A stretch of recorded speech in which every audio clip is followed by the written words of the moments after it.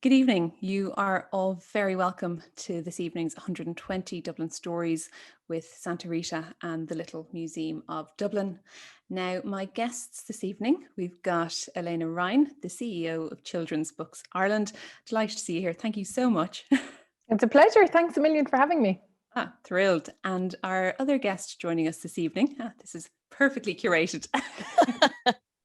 So our other guest joining us this evening is Karina Howley, the Head of Corporate Citizenship and Diversity with KPMG Ireland. Karina, thank you so much. Delighted to be here. Thrilled. Well, to everyone who's joining us here in Zoom and also over on Facebook Live, if you've got thoughts or questions as we go through the evening, do type them in and we will take some time to go through them as we go through. But I'm going to just jump into the meat of the subject, if you don't mind. Elaina, I'm going to come to you first. One thing I've noticed myself in the kids' classes that we run in the Little Museum is that the only time I ever introduce myself using my title is if I'm in a classroom full of young girls. I've just picked up on that, consciously or otherwise. And it made me think of the incredible work that Children's Books Ireland and yourselves in partnership with Karina and KPMG have done with Bold Girls. I'd love you to just kind of set the scene and tell us a little bit about that initiative and its ambitions.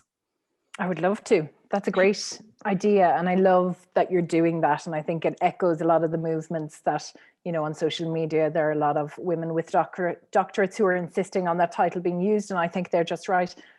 Bold Girls came about in 2018 to celebrate the centenary of women's suffrage. And we knew for a long time that there was a demand, particularly from schools and families, for books that had strong girls and women at their heart.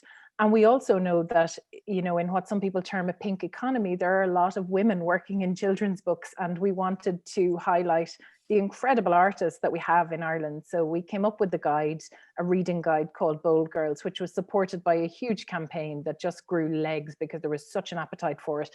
But it was a reading guide which really highlighted books for every age of child, from babies right up to teenagers, that had women and girls in them who had ambitions and who had voices and who had things to say and who had dialogue and who were the main characters in their own stories. And that may not seem all that, ambitious or exciting, but there was such a huge gap for that to be highlighted. And plenty of people came along with us, not least KPMG. Karina was so excited from the start about Bold Girls and how we could roll it out and make it relevant to KPMG's people. So what we did was we looked at other programs that were going out into schools, things like junior achievement, and how we could bring people into classrooms, just like you said, Sarah, to be an advocate, but also to be an example. And they have been all women who have gone out into classrooms and said, I'm working with KPMG, this is what I do, and I want to read a story to you. And that story might be the new version of Rapunzel, where she actually cuts her own hair and hops out the tower and decides that this is not for her and takes that little bit of autonomy in her hands. But talking about issues of equality, gender equality, and looking at people like Meghan Markle, who as a young girl would have taken a stand and done something different. So looking at real people in the world, looking at fictional characters, from the classics like Matilda, as well as our amazing creators, authors and illustrators in Ireland. And that began for International Women's Day in 2018 and continues to run. So through the pandemic, when we couldn't get into classrooms, we teamed up with 20 by 20, which is all obviously about women in sport, the idea of can't see, can't be. If young girls can't see women playing sports at a high level and being ambitious and competitive and, all those traits that maybe we associate with boys a little bit too often. So we put books into schools about women in sport. And that was just a new dimension to Bold Girls for us, and it's something that I think we'll keep working on. Giving the opportunity to have these conversations, but also basing it in books. And every class that we have worked with has gotten the gift of a set of books which feature women and girls at their heart, and hopefully just starts off a conversation that continues on long beyond when KPMG's people leave that classroom. Oh, that's so heartening. And like Karina, just kind of getting your own perspective on it. Like one phrase that a lot of people with us this evening are probably familiar with, but just in case they aren't, this idea of corporate citizenship. Could you just explain what it actually means and say how a project like Bold Girls features within it? Okay, so for a lot of people, they might think of corporate citizenship. There's a lot of different terminologies. People sometimes call it CSR. We used to call it CSR, sustainability, the broader ESG agenda. I mean, there's a lot of terminology. In KPMG, we landed on corporate citizenship as the term we were using. But I mean, it's all about giving back, and you know, I mean, it's so important for companies to not just create value and money and employment and all the rest, but that they're good neighbors and good corporate citizens and give back to their communities. So it's looking at ways that you can do that. I suppose what we looked at our complete strategy in terms of where our strengths lay as an organizations and where we could really add value to our communities. And I suppose we looked at the makeup and our business model, and knowing that we hire in 300 or 400 graduates every year that, you know, are the creme de la creme of you know, young Irish talent who are highly educated, and they go on to come in and do training contracts with us, and you know, they want to give back. And we said, you know, because we're so well educated and our people are so well educated, education is a key core pillar for us in terms of our strategy. So we also looked at the Sustainable Development Goals the United Nations launched back a number of years ago. And I mean, goal number 4 of that is quality education. So we very much aligned ourselves to those sustainable development goals. And I suppose central to that is literacy. I mean, literacy impacts so much in terms of a person's development all through life. If they don't have those basic skills at a very young age, then, you know, it can impact them later in life in terms of, you know, their educational progression, their job progression, their life expectations, etc., because so much is part of those foundations that you get down at the central area. And myself and Elaina have had plenty of conversations. There's teachers out in schools and classrooms, and they are teaching our children and the children I suppose for us is about, it's going beyond that. It's instilling that love of reading and that passion of reading and giving them that joy. It's such a joy to instill.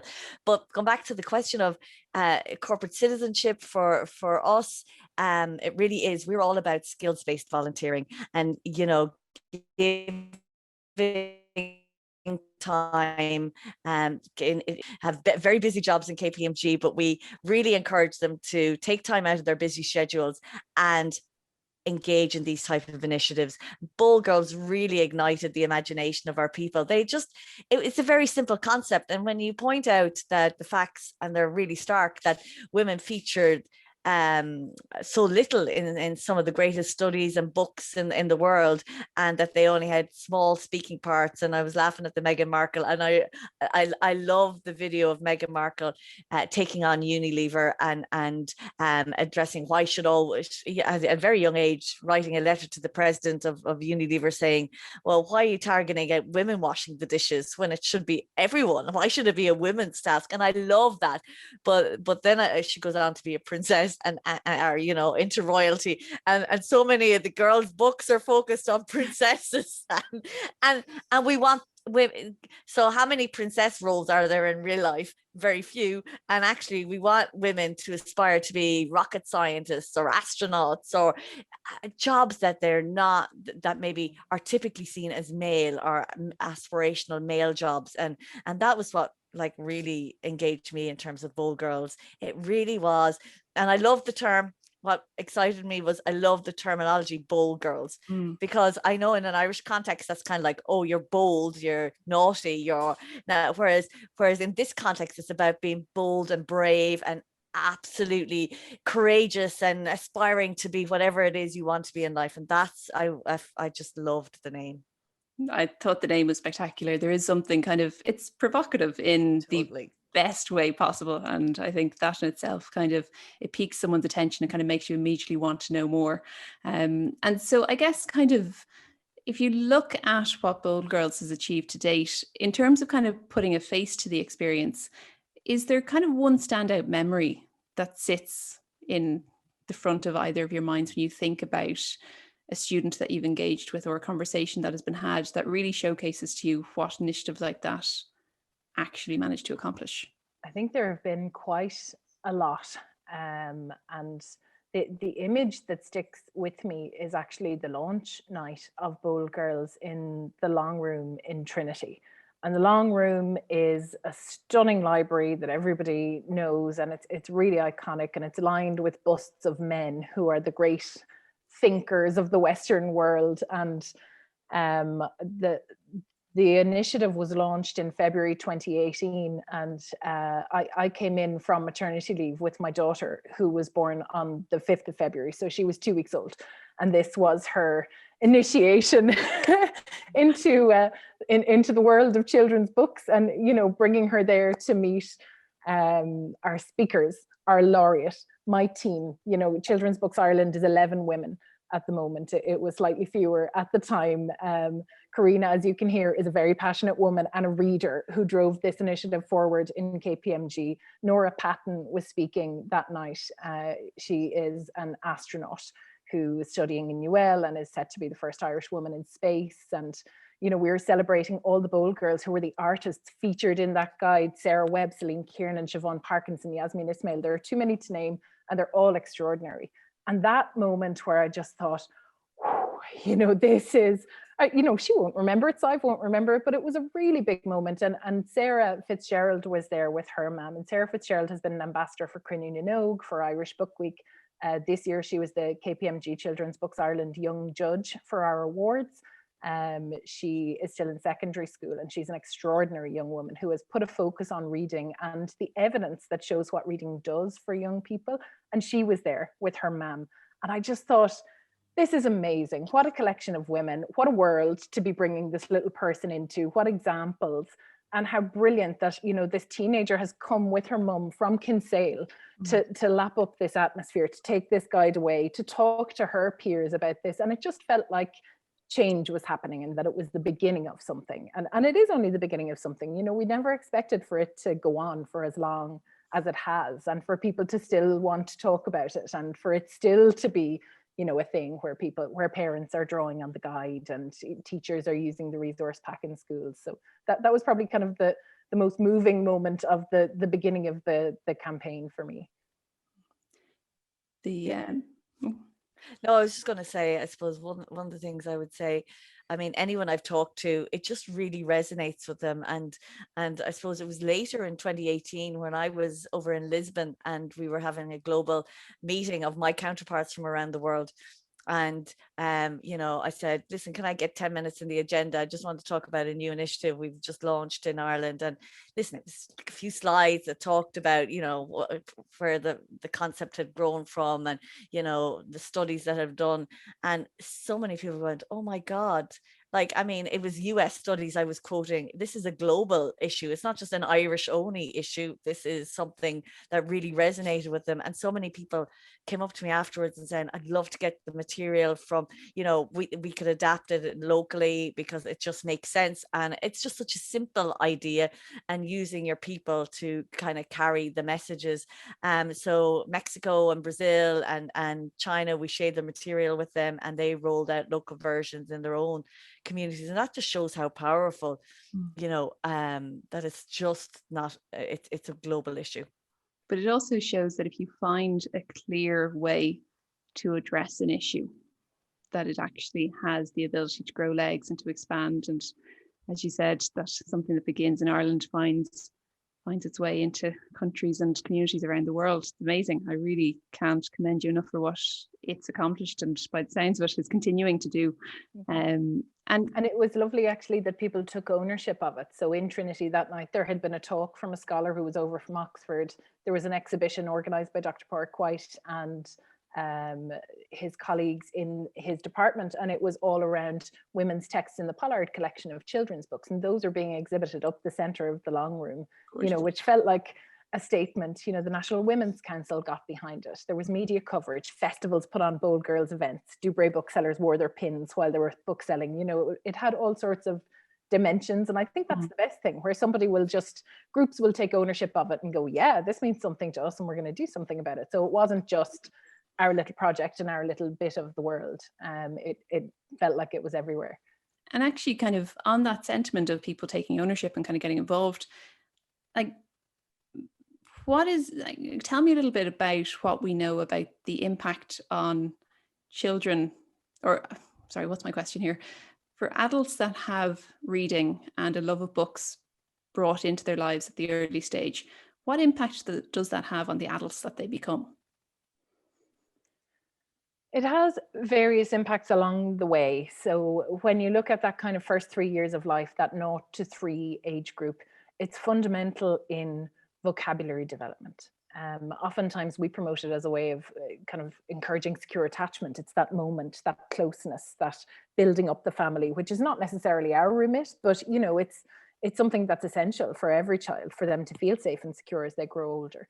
And then you can see the knock-on literacy and numeracy, which people are surprised by. But reading has an impact on everything. When you don't struggle with reading, it opens up so much more to you. And you know, studies from the ESRI and the OECD will show that there is a knock-on in future success in life. And that's a very broad term, but they do look at things like job prospects, at progression to university, at mental well-being. You know, that readers, particularly readers of fiction, are more empathetic because you can put yourself into another person's shoes. And there have been, you know, in the field of psychology rather than children's literature, studies out of the States that are showing if you read the story of a migrant coming into the States and it's a non-fiction account, and you read a story of a migrant coming into the States and it's a fictionalized account and you are in their shoes and feeling what they're feeling, empathy is higher in the case when you can get yourself into that story through the means of fiction. So it kind of is a spider web of evidence that's showing a whole load of positive impacts. And I think as people who are involved in the arts, it's a pleasure. You know, it's the pleasure of it and what it opens up for you. One of the things that is often quoted when we do research with families is escapism, and particularly over the last year, that when we asked parents, why did they think their children were reading through the lockdown period?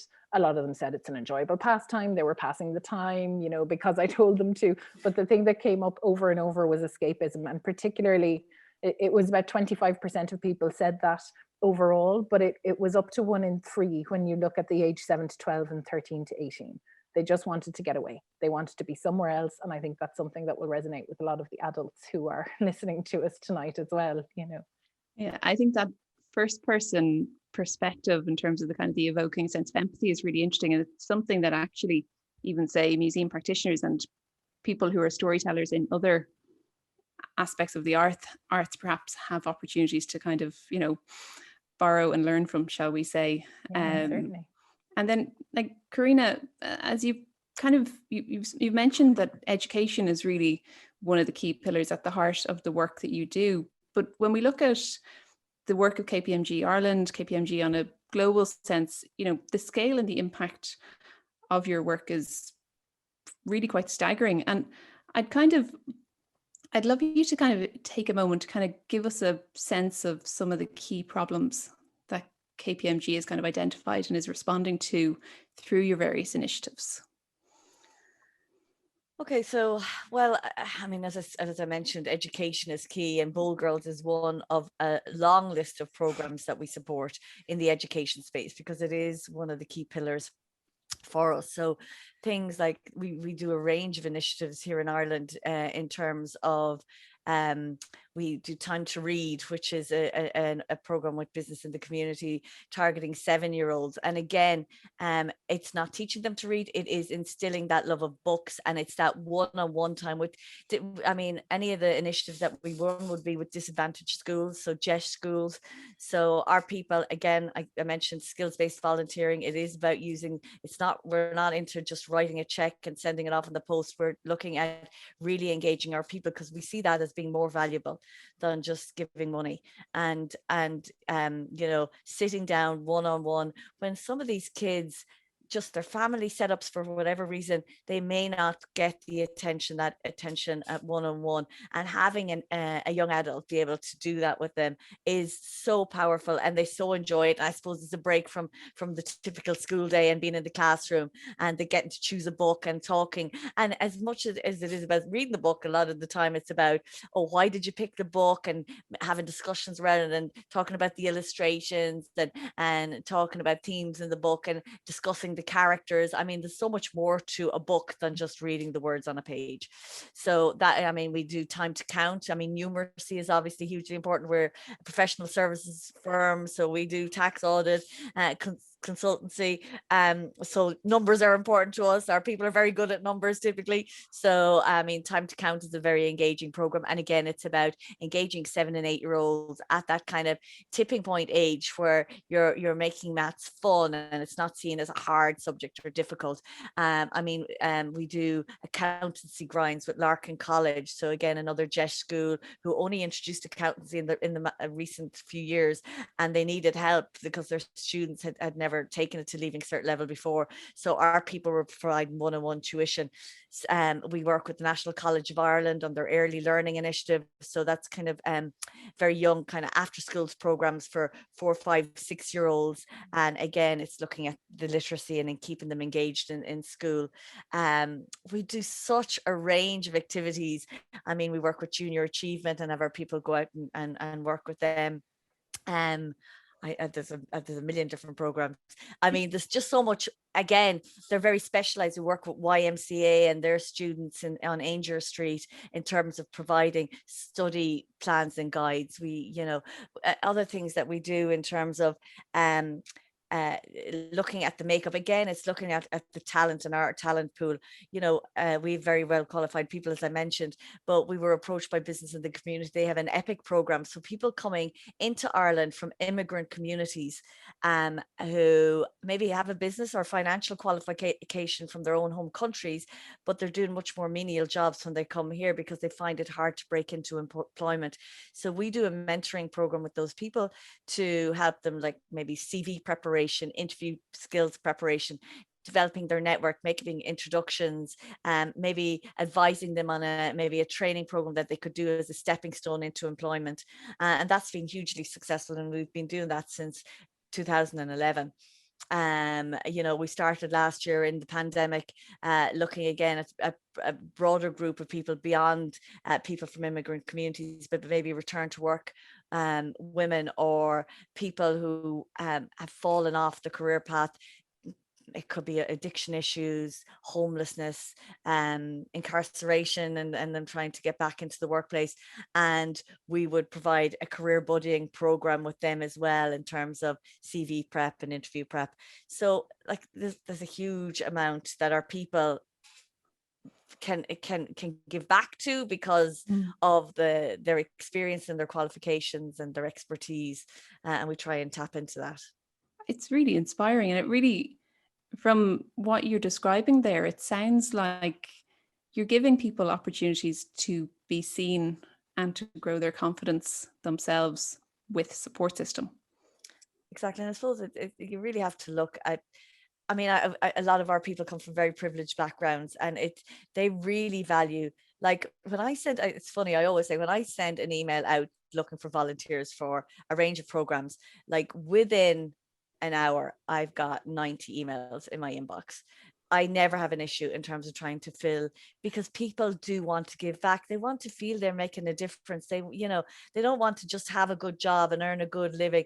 They really do want to connect with people, and be it young children through Bold Girls or the older people who have come to this country looking for a better life and an opportunity to get good employment. Like, we place people on boards through boards, so not-for-profit boards who are looking for expertise in terms of risk consulting or financial expertise. We've placed over 30 people over the last number of years on boards using that. So, I mean, the range of stuff that we engage in and our people feel they're adding value is our people get more out of it than the people that we're working with. Let's be clear. Well, I think as the person who's rang you quite a few times going, I need help on X. And as you said, you come back within an hour going, here's 6 people delighted to give their time. It's really the impact that it makes on kind of a case by case basis across the city it's huge, and it's wonderful. And it is lovely for organizations like ours. And I see Elaina nodding enthusiastically, the level of support that, having someone to speak to and a sounding board can actually have when organizations of our scale are facing questions and problems like that. It's not something to be played. The impact of it is huge. But another thing that is huge but totally different is Harry Potter. I was this is my favorite segue I have ever made in this conversation. I was one of the teenagers that would go to the midnight launches of the Harry Potter books, and they'd be released, and then, you know, go home and sit up the whole night reading them. I know my mum, when she was a kid, was Enid Blyton everything. J.K. Rowling, or not J.K. Rowling, J.R. Tolkien would be someone who influenced so many lives. Like there's a number of key names that we know have played milestone moments in kind of building this love of reading. And I think that's, you know, if the core of this conversation is how do we instill that love of reading and build that love of reading in the next generation, you know, do we have a sense of who the key kind of influencers are in today's world, or is the world of digital our new influencer? Well, I think not necessarily. Okay. Books do things that digital can't do, and I don't care what way somebody is getting their books. If they're reading them on a Kindle, or if they're listening to an audio book, or whatever it is, that's absolutely fine. And there are big names who are influencers, and you will have your bestsellers who feature in the top 10 in the Irish Times every single week, and have that sticking power. And it is a bit of a self-fulfilling prophecy in one sense, in that that's the name that's known, so those are the books that are bought, and that's the name that's known, so those are the books that are bought. So actually we very much see our job as diversifying the offering, because those books are not for everyone. This is a dangerous thing to say, but I'm not a Harry Potter fan. How did I get this job? You know, fantasy is absolutely for me sometimes, but that kind of book is not really. And I know lots of people who don't love it, and lots of adults who don't necessarily love the thing that's the bestseller at the moment. And, you know, children are as individual as we are. And I think probably the biggest influencers in their lives are their families, whoever is at home, their teachers who spend the bulk of their time with them, and whatever other adult influences might be part of their lives. And maybe that's a public librarian, or maybe it's a bookseller in a local bookshop, if they're lucky enough to have somebody who has that expertise in some place that they can go, and the means to go and buy a book. So actually we spend a lot of time talking to adults. Children's Books Ireland's kind of core mission, in a sense, is for every child to be a reader. And we can't speak to every child in the country, but we can make a really good stab at speaking to lots of teachers, and there are ways to do that, or to lots of parents, and trying to say, here are all the books that are out there. So one of our big kind of strategic pillars is around, it's sharing our enthusiasm and expertise and excitement around books, and providing themed reading lists, so that when there's a need there and someone goes, we've lost someone and I need to talk about grief with my child, here's a list about grief and loss, and here is one about emotional well-being, and here is a list of funny books, and here's a list of graphic novels because maybe they like visual texts, and here's a book about sport because maybe they just want to be distracted. And I think, you know, having those themed reading lists, having an annual reading list where generally we round up the best books, and having bigger reading guides like Bold Girls, or like what we did last year actually was Mind Yourself. This is our Mind Yourself guide, because we felt people were struggling, and their various adults wanted to have conversations about mental health and well-being, sometimes in a light touch way, sometimes a bit more overt. But we went and spoke to Jigsaw and the ISPCC and said, what are the big issues that children and young people are dealing with? Because that's not our area. We know the books. And they helped us with that. And we broke that down into, you know, kind of worry and anxiety and sadness and grief and loss and various other things, and put together a guide like this. So we would see, you know, and maybe that's a bit trite, but parents are the biggest influence on a child's life. So when we speak about influencers, of course, there's all sorts out there, but if you can enthuse a parent and give them enough information to bring into the home to guide a child towards something they might like, or if you have the means to go get them a 20 quid book voucher and let them run loose in a bookshop and pick themselves, I think even better, because there will always be the influence of those big names. And, you know, you will have your Roald Dahls and Enid Blytons, and that translates as Julia Donaldsons and David Walliams. And, you know, we're here to kind of go, actually, they're incredible Irish artists. Every list and every guide we do, there's a shamrock on the artists, the authors and illustrators who are Irish. And we flag the Irish publishers, and we give a big list because folks want to support them, particularly in the last year. So I think that influence is the most powerful one that we can possibly have, is saying these books are excellent. These are the ones that are Irish that are excellent as a little bonus, and see where we go from there. Yeah, I do think there is that increased awareness of, you know, supporting our local artists and supporting, you know, the Irish economy as we go through what we are going through. And you mentioned that book that kind of guide that you produced with Jigsaw last year. Like, one thing I had hoped to ask you was around, you know, in helping kids to get to grips with and come to understand what we've all gone through in the last year, as you said, whether it is dealing with grief, sadness, or anxiety. It sounds like you're further ahead in that journey than I was about to ask about. And so I think, you know, for those of us who are on the call who are interacting with young people, what would be the one or two pieces of advice that came from that research that you did? With working with Jigsaw and the ISPCC, really that there are a variety of things. With teenagers, it's very different to with younger children. So for teenagers, there was a lot around school and homework and the pressure of exams. In COVID, it was kind of around separation from friends.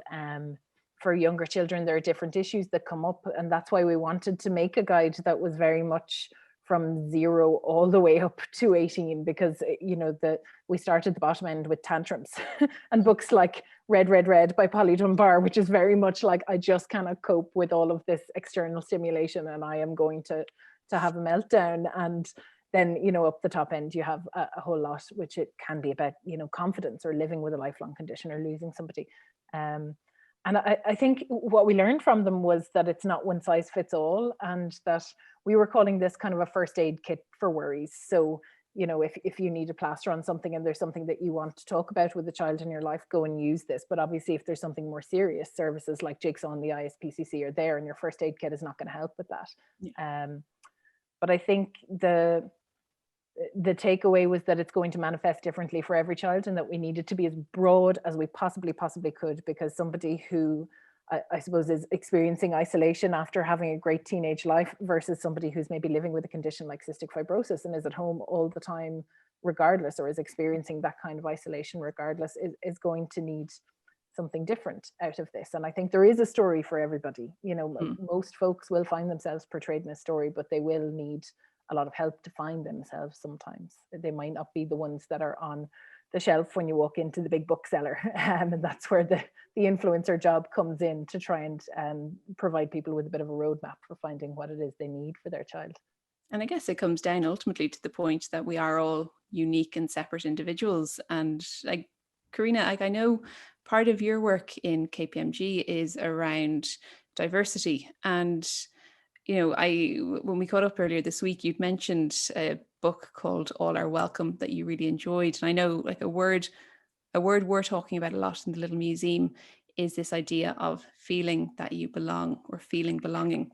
And I guess I kind of, you know, from your work in the diversity space, I'd love to just, I guess, know a little bit about how you think we are doing, be it yourselves as an organization, Ireland on a whole, kind of when benchmarked against kind of our international neighbours?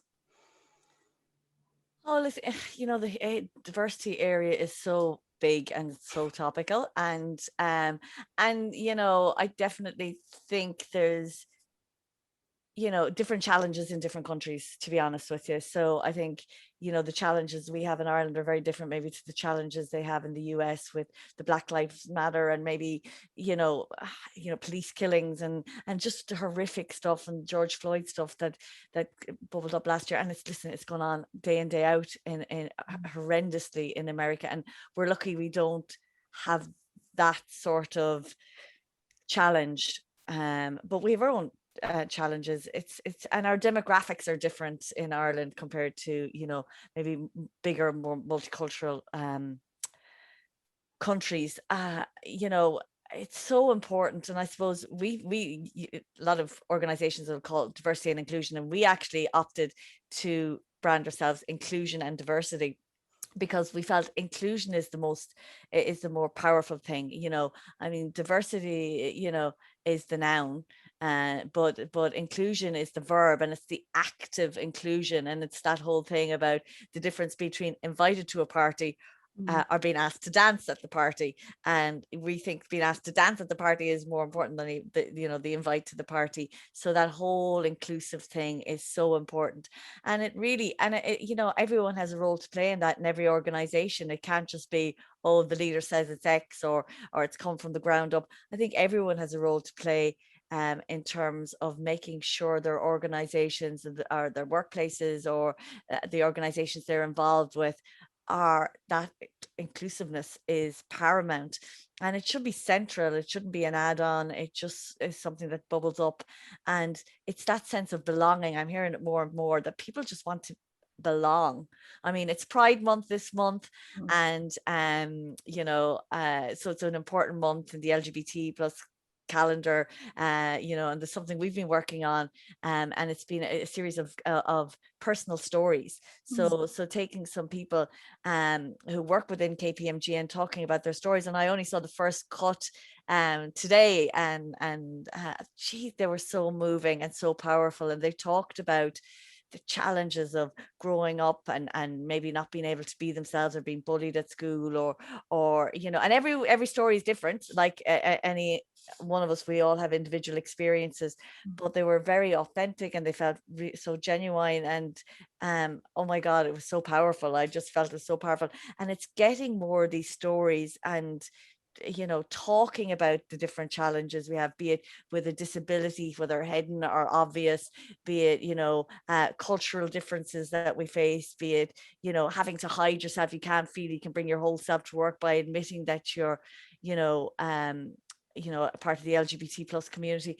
There's so many things, so many variables, and and listen, it's an education, and I know some people are afraid to say the wrong thing, so let's not have the discussion in case I say the wrong thing and put my foot in it. And that's, having talked to lots of people from lots of different backgrounds, people are open to that, and I think it's okay to genuinely make a mistake, and as long as they want to learn and they want to educate themselves, etc. It's such a massive space, and it's really interesting, and I love it, and I love being part of an organization that wants to improve our focus on inclusion and diversity. Yeah, it's amazing. But as you said, the kind of one of the things that's fascinating is this hesitation to say anything for fear of saying that which is wrong.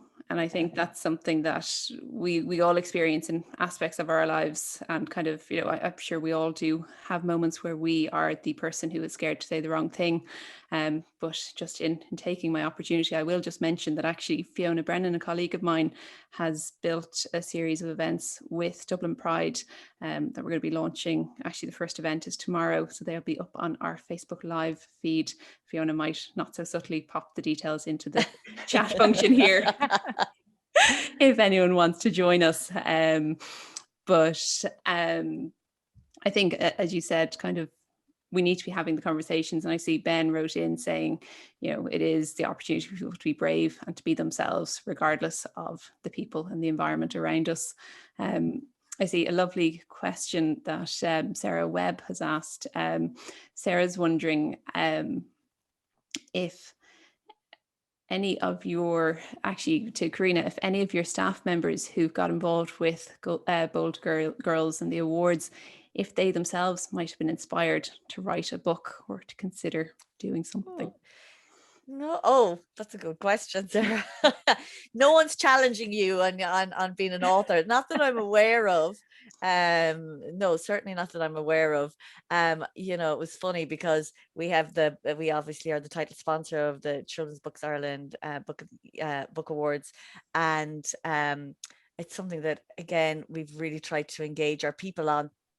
And this year we had a number of our volunteers do sessions for the junior juries, and so they did reviews of, they were given specific books from the shortlist, and they read them, and then they talked through activities to encourage the junior juries to do the same.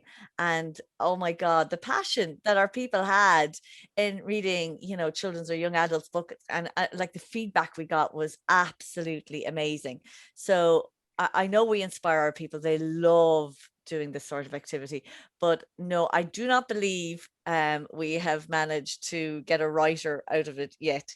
I'll say yet. Yeah, a lot of new writers are closeted, for want of a better word, for a long time while they're trying to build themselves up. And it's actually a really smart question, and it's a nice thing that we could potentially offer them, because we run with Sarah Webb a series of events called, we call it Proper Book for short, but when are you going to write a proper book? Which is a question that children's writers and illustrators get quite often. So we're being a bit tongue in cheek about it, but it's very much an introduction to the sector, what to do if you've got a book in you and you feel you want to get published. How do you make a living if that's what you'd like to do as a writer? So maybe we should get them some tickets for all of our historical girls, volunteers, and this year's video makers.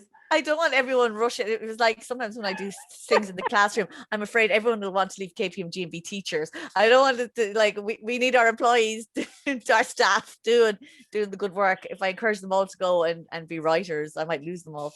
Well, fortunately for you, but unfortunately for many, lots of writers don't make their living through writing. In fact, there's quite a small percentage. So I'd say it's unlikely they'll hop out the door and live off their royalties immediately. You've got some time. Okay, good to know. Good to know. I'll definitely look for tickets for that. Good stuff. It would be lovely, and you must let me know if a new budding writer comes as a result of this conversation. And one thing, just in terms of the logistics of being a writer, one thing I'm always curious about when reading storybooks to the nieces and nephew is the use of language. Like I'm always, I don't know, I think my question is, like, the ability to talk to a child as opposed to talk down to a child must be an amazing skill.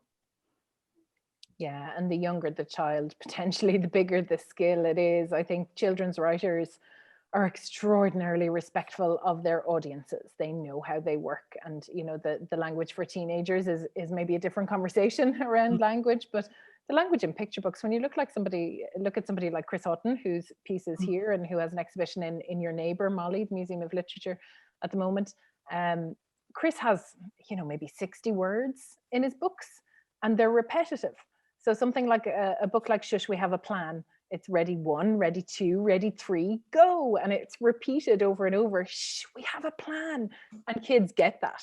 Halfway through the book, they're reading the book for you or with you. So the kind of feel for the rhythm of language is huge in picture books. And it's so hard to do a rhyming picture book well. As anybody who has read one aloud will know, when it doesn't scan, it's like hitting a bump in the road. It's really kind of very frustrating and unsatisfying when you read something that doesn't work. So when you read something that does, it's such a beautiful thing. And then I think, as you know, as the age goes up, language continues to be so important, you know, as it is to adults, and that richness of language and exposing kids to language that they might have heard otherwise. And, you know, the silly language that we all know and love from Roald Dahl, those kind of, you know, the whiz poppers and all of the BFG, the snoz cumbers and everything else that comes with that. It's crucial and so important, and such an opportunity for children and their various adults to be playful. And I'd be interested to hear how you feel as a reader. You know, do you do the voices, Sarah? When you're reading to the little folks, do you kind of really get into it and play the part, or? You can't not. Yeah, good stuff. No, the more silly you feel, the less silly you feel, I would always believe. 100%. Yeah. And then they start doing the voices and it just takes on a moment of itself. Yeah. That's, yeah. Okay. I'm looking forward to the hopefully near future when we get back to sitting down with the nieces and nephews and reading books in person. But yeah, we are. Can't beat it. Nearly. Anyway, one of the things that the three of us had a lovely conversation earlier in the week where Elaina sat there and talked us through a few beautiful picture books, and the book we spoke about was The Hug, I think it was, and I've been thinking about it ever since. Tell me what makes a wonderful picture book. Talk us through it. I have The Hug with me and I'll show you, and I think it is just such a lovely example of what a book can do and what a book can be, and why it's important that they're tangible things. And I think especially for little kids and little hands and for bedtime stories, you don't want that to be necessarily the Kindle or the iPad or, you know, the kind of blue light shining back at you. And this book, The Hug, I've brought it because it's one that Karina likes, and I love that. I love it so much when adults who are not in the field of children's books go, "Oh, that book was amazing." This was on our shortlist for the KPMG Children's Books Ireland Awards last year, and it's illustrated by written by Owen McLaughlin, illustrated by Polly Dunbar, and it's a flip book.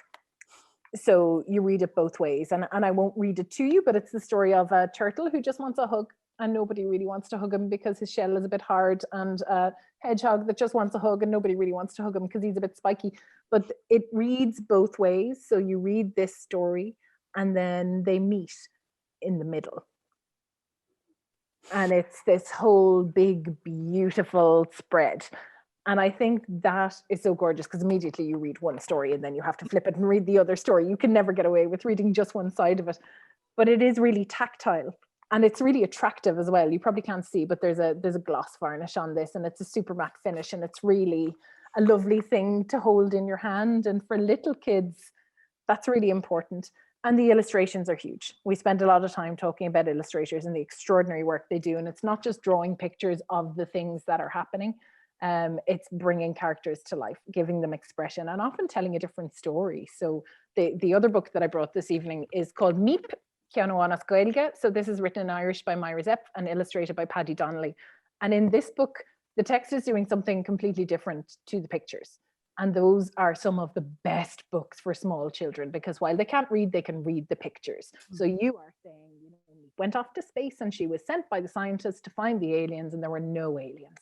And the child is looking at this picture, and it's going, you know, she had a great time in space and the scientists were really pleased with her pictures, but there were no aliens. And, you know, the more pages you turn, the more aliens you're seeing, and they're going, they're in a jacuzzi, there's a hole, they're all there, and they're losing their lives telling you that you're wrong, effectively. And I think some of the best picture books have that tension and that brilliance, that there are two stories in there, and one of them is for the child. It's not for you, although there are plenty of things for you to look at as the adult who reads this 25 times in a week, you know, brilliant new things that you can see and find, and then it turns up in your children's lives as well. So, you know, the blast off is a regular refrain in my house, counting down from 5 to 1 and saying "Conshul" for blast off. And, you know, my 5-year-old learning about space in school and being able to tell her teacher how to say blast off in Irish, like that was cool.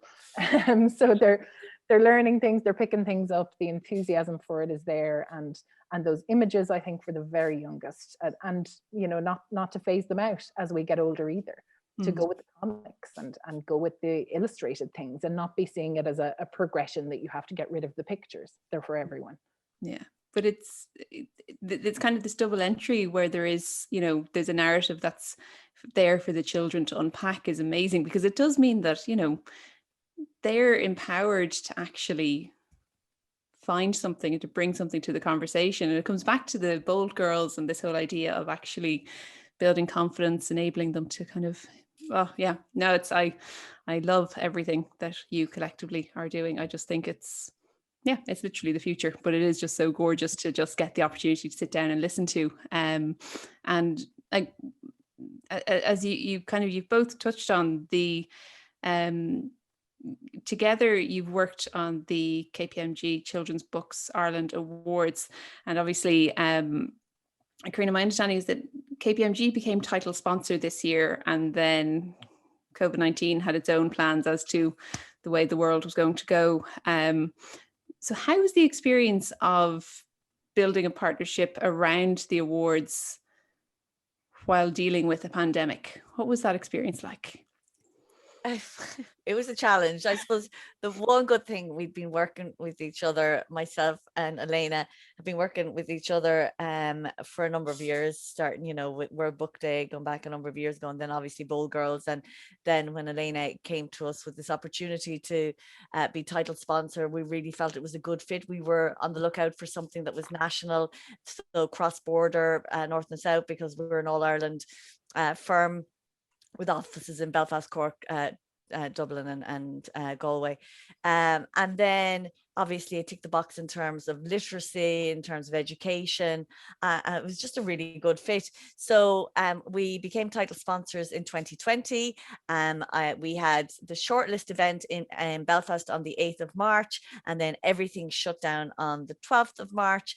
And yeah, we had to morph pretty quickly. I mean, we had planned a big employee, because as I mentioned, employee engagement is huge for us. So we had planned a big day, one day where we'd have loads of employees go to all over the country, to schools, to work with junior juries in terms of activities and sessions with workshops with them. And we were going to plan a client event and all sorts of, we had great plans for jizzing up the event itself. It was just, we had so many plans and so many aspirations, and obviously that they didn't happen. So we morphed, and the teams quickly adapted, and we came up with a series of 8 weeks of competitions and social media engagement, and I mean, the awards went online. I suppose we were blessed in terms of we had a really good working relationship beforehand. So we just built on that. And I have to just give a shout out, Elaina and all the team at Children's Books Ireland are a complete joy to work with. Like our team really love working with them. They are absolutely professional. They're creative, they're innovative. You hear from listening to Elaina. I could sit listening to Elaina all day long, talking about books and the different books and giving her perspective. And every time I see her on Ireland AM talking about book recommendations, it's a joy. And we're just so blessed that we have such a great working relationship. So, we have great aspirations, don't we, Elaina, for next year, that we are going to finally going to happen. It's finally going to happen. We're going to do our little festival. We're going to bring people along and showcase all our amazing Irish artists. But we were so lucky as well that when the pandemic hit, as Karina said, it was days. The schools were gone. Everything was gone. The junior juries were shut down effectively. Loads of them kept reading online where they could get their hands on the books. Loads of them looked at the videos that we put up. So with KPMG and with Ecclesiastical Movement for Good and the Arts Council of Northern Ireland, we had fees set aside for a whole load of author and illustrator visits all over the island. So we had to train up those authors and illustrators to do video pieces. In some cases, we bought them equipment. So we're posting out ring lights and microphones here and there, and teaching them to record themselves at home without us, and then teaching ourselves to edit it, to get that up online. And the views of it were astonishing, because it did give us reach beyond what we possibly could have had. And the ceremony went online, and that was amazing, because that meant we got beyond the 170 odd children who would have fit in Smock Alley when we were doing that announcement, along with the International Literature Festival Dublin. So there were positives, and not least that KPMG invested in the awards, and the prize money was doubled. And I hope I'm not being crass in talking about that, but these artists need to earn their living. Yeah. And it was an amazing thing from our point of view to be able to say, we have work opportunities for you. We want you to record videos. We want you to do live Zooms. We're going to give you a prize if you win this award, and that's going to be twice as much as you would have got if you won it last year.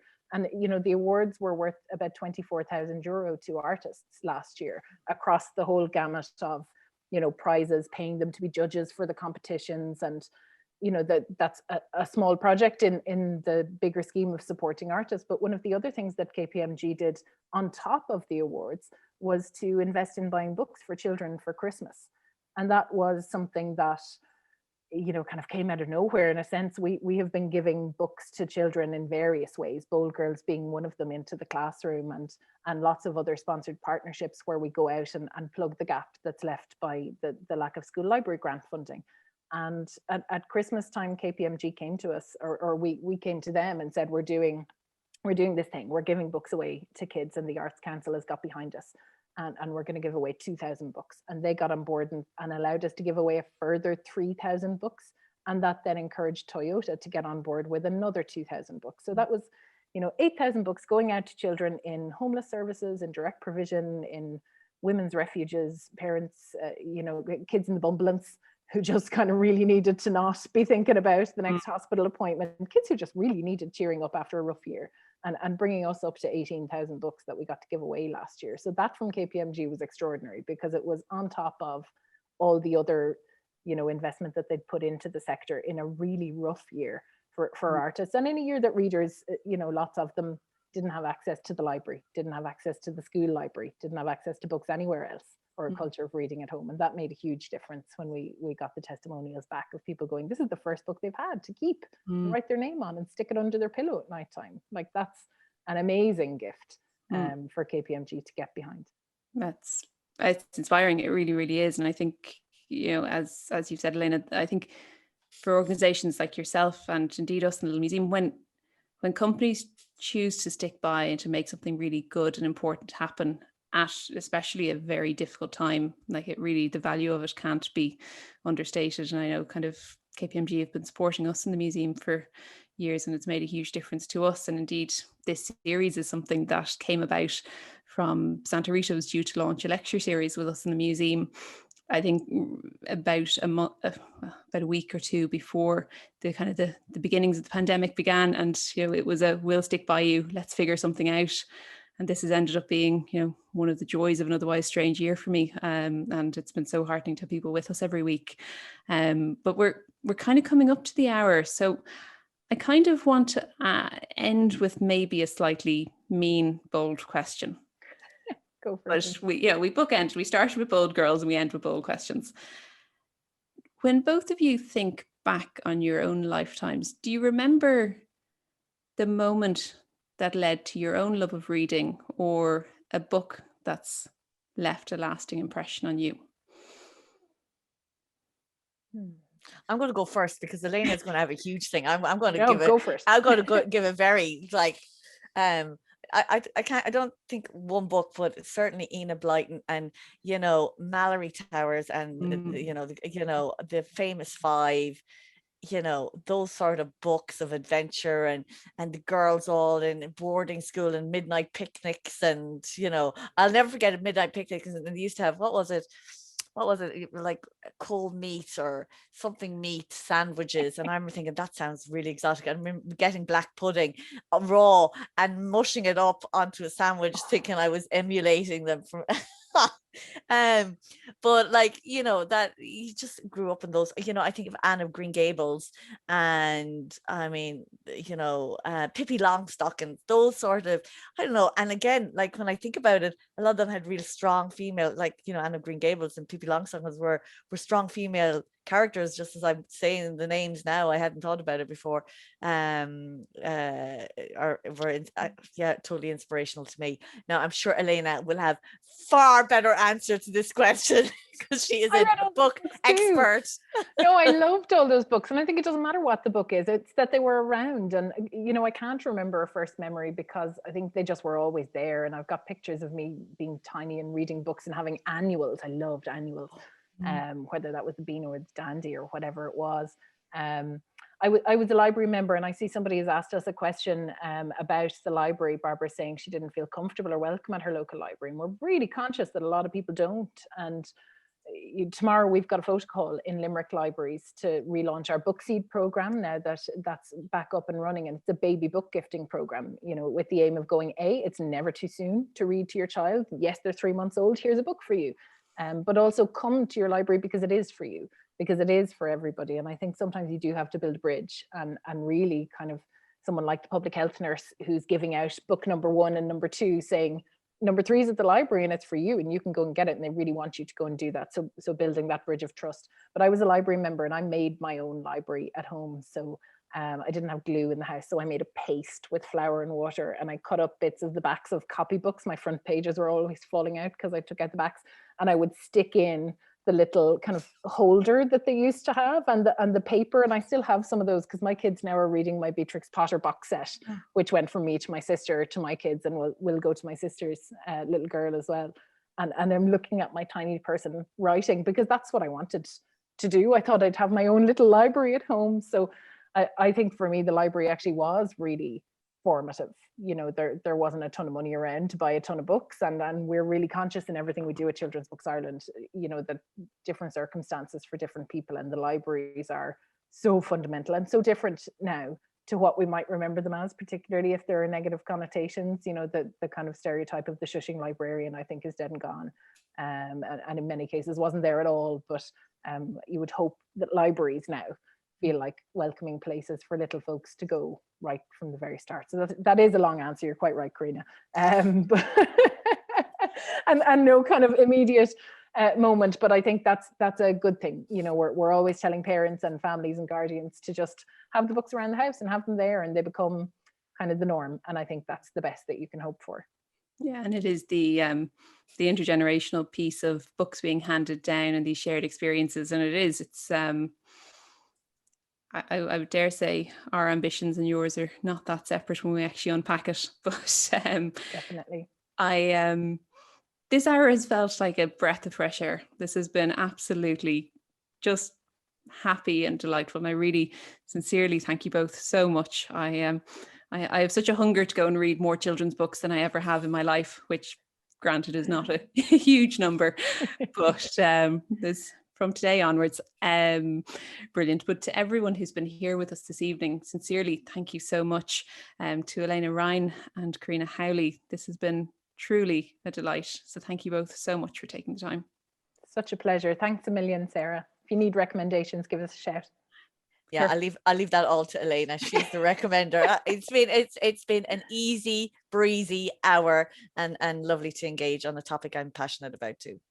Oh, thank you. Well, sure, I will look forward to this time next year when we're celebrating your awards as human beings in person, and that'll be the day. But yeah, so that's it for another week of 120 Stories with Santa Rita and the Little Museum. We'll see you next week, and thank you so much and good evening.